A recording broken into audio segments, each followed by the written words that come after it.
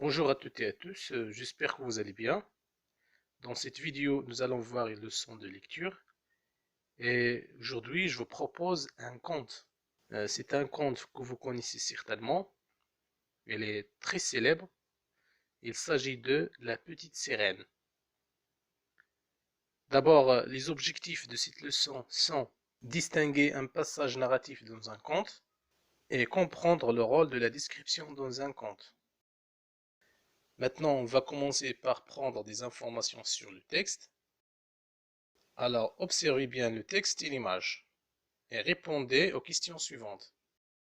La première question, que représente l'image? Deuxième question, quel est le titre du texte? Troisième question, quelle en est sa source? La quatrième question, de combien de paragraphes il est composé? Alors, l'image représente une sirène de mer. Le titre du texte est La Petite Sirène. Et ce texte est extrait de La Petite Sirène et autres contes de Hans Christian Andersen. De combien de paragraphes il est composé? Alors comptez avec moi. Alors on a 1, 2, 3, 4, 5 et 6. Alors ce texte est composé de 6 paragraphes. Alors répondez encore à ces questions d'observation avant de passer à la lecture du texte. De quel genre de récit est tiré ce passage?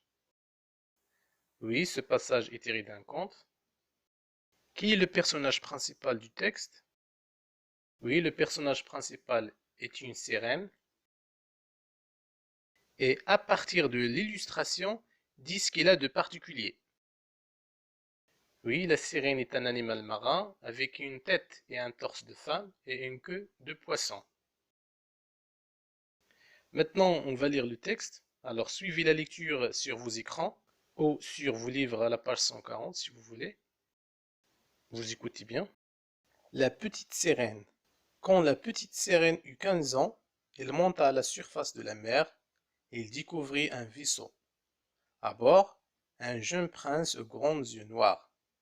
Soudain, le vaisseau se pencha sur le côté, le prince s'enfonça dans les flots, la petite sirène plongea et nagea jusqu'au prince. Il le sauva et le déposa sur une plage alors qu'il était toujours évanoui. Alors la petite sirène regagna tristement le château de son père. Alors voilà, c'est le chapeau de notre texte. Continuons la lecture. La petite sirène attendit jusqu'au lendemain pour aller chez la sorcière et se garda d'en dire rien à ses sœurs. Au lever du soleil, au moment où au-dessus des flots, l'astre se dresse, éblouissant, elle quitta le palais où tout dormait encore, et traversant les jardins et les forêts, elle se dirigea vers les sombres remous qui cachaient la demeure de la sorcière. Quel lugubre endroit! Le sable n'était qu'une boue grise et gluante, sans une fleur ni un brin d'herbe. Une forêt bizarre croissait au milieu de ce désert, forêt faite de longs polypodes, moitié animaux, moitié plantes, qui avaient l'air de serpents à 100 têtes. Leurs branches s'enroulaient comme de longs bras visqueux autour de tout ce qu'ils pouvaient saisir. Des débris de navires, des squelettes de naufragés étaient serrés dans des tentacules qui semblaient s'allonger vers la petite sirène épouvantée. Mais la pensée du beau prince était plus forte que la peur. La petite sirène rattacha ses cheveux flottants pour que les polypodes ne puissent la saisir, croisa ses mains sur sa poitrine et se lança comme une flèche à travers la hideuse forêt. Elle savait que dans la clairière qui était au centre se trouvait la maison de la sorcière. Le cœur battant, prêt à se rompre de dégoût et de crainte, il atteignit enfin son but. La maison était là, en effet.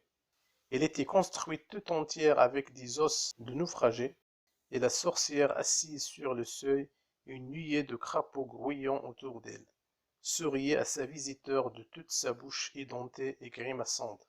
« Ah, te voilà, fit-elle, je savais que tu allais venir, et je connais ton désir. » Bon, vous pouvez réécouter la lecture plusieurs fois avant de passer aux questions de compréhension, et essayez quand même d'expliquer les mots difficiles à l'aide d'un dictionnaire, comme ça vous allez bien comprendre le texte. Passons maintenant à la compréhension du texte. La première question. Quels sont les personnages du texte? Oui, les personnages de ce texte sont la sirène, le prince et la sorcière. Deuxième question. Où se passe l'action? Oui, l'action se passe dans la mer et sur une plage.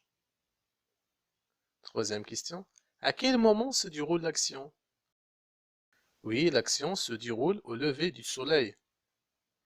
Quatrième question. Qu'arrive-t-il au prince? Oui, très bien. Son vaisseau, ou bien son bateau, se pencha sur le côté et il s'enfonça dans les flots. La cinquième question. Qu'est-ce qui l'a sauvé de la mort? Oui, c'est la sirène qui l'a sauvé. Sixième question. Que se passe-t-il après cet incident? Oui, très bien. La sirène tombe amoureuse du prince. La septième question. A-t-elle raconté son histoire à ses sœurs? Non, il n'a pas raconté son histoire à ses sœurs. Pourquoi? Pour quelle raison? Oui, pour aller chez la sorcière. Encore plus de questions de compréhension. Pourquoi la petite sirène est-elle allée voir la sorcière? Oui, bravo. Elle est allée chez la sorcière pour que celle-ci l'aide à retrouver le prince. Qu'est-ce qui montre que l'action de ce récit se déroule dans les profondeurs des mers? Très bien. L'action de ce récit se déroule dans les profondeurs des mers, comme le montrent les expressions suivantes. Les sombres remous de la mer, le sable, des débris de navires, des squelettes de naufragés. Alors un naufrage a toujours lieu sur la mer ou l'océan. Des os de naufragés. Quel sentiment éprouve la petite sirène? Et quel est le sentiment le plus fort? Oui, la petite sirène éprouve deux sentiments. Un sentiment de la peur, la petite sirène épouvantée, c'est-à-dire terrifiée, effrayée, et un sentiment de l'amour qu'elle éprouve pour le jeune prince. Le sentiment le plus fort, c'est évidemment le sentiment de l'amour, comme le montre la phrase suivante, mais la pensée du beau prince était plus forte que la peur. Qu'est-ce qui met en valeur dans la description de l'héroïne et dans celle de la sorcière? Oui, ce qui met en valeur dans la description de l'héroïne est le courage. Elle est prête à tout pour retrouver le prince.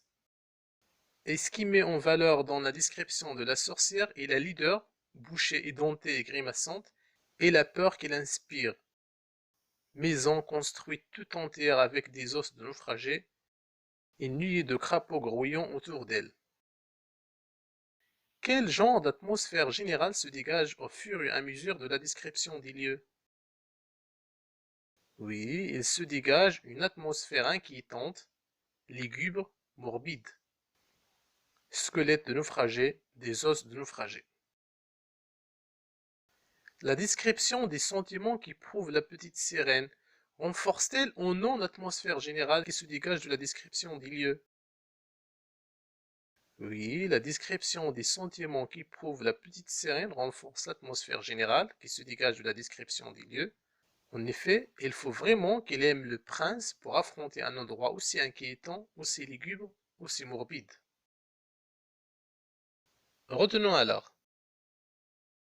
Généralement, le conte est centré sur les actions et n'accorde que peu de place aux descriptions des personnages et des lieux, qui restent, comme le temps, souvent imprécis et indéterminés.